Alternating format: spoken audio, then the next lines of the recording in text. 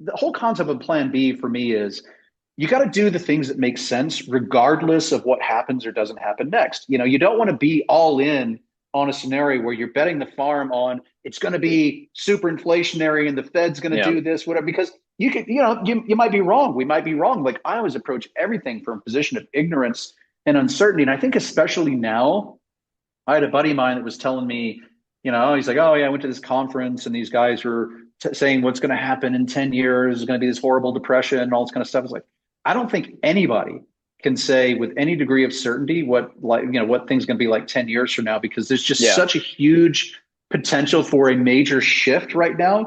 I think Right. everybody's got to be in a wait and see. And so things could kind of go either way. The thing I like about this approach, though, again, it's like you can't be all in on one scenario or the other. By the way, there's a whole lot of scenarios that could unfold.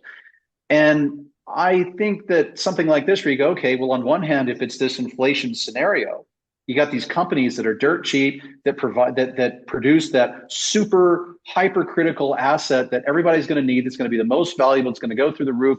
All we have to do is look back at the 1970s, et cetera.